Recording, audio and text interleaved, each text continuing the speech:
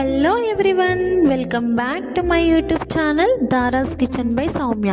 ఈరోజు మన యూట్యూబ్ ఛానల్లో home made pizza without oven, so ఇంట్లోనే ఈజీగా ప్రిపేర్ చేసుకోవచ్చు. అది ఎలా అంటే, సో నేను చెప్పే ప్రాసెస్ అయితే మీరు కూడా ఇంట్లో ఒకసారి ట్రై చేయండి. సో ఫస్ట్ ప్రాసెస్ వచ్చేసి చికెన్ని మంచిగా మ్యాగ్నేట్ చేసుకొని కడాయిలో అయితే దీన్ని ఫ్రై చేసుకోవాలి. అలా అని చెప్పి డీప్ ఫ్రై అయితే కాదు.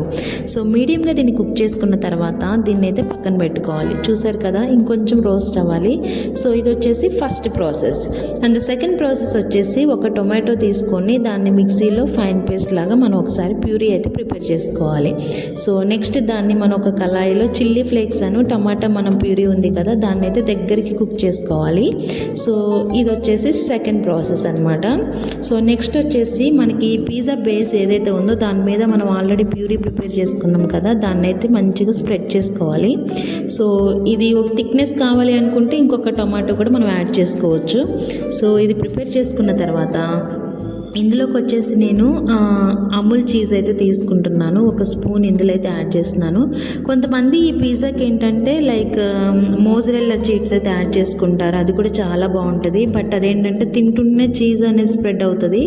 సో నేను అలా కాకుండా ఓన్లీ ఇది లిక్విడ్ ఫామ్లో అయితే తీసుకున్నాను. నెక్స్ట్ ఇందులోకి capsicum and chilli flakes, onions and chicken, కొంచెం మైనీస్ కూడా యాడ్ చేశాను.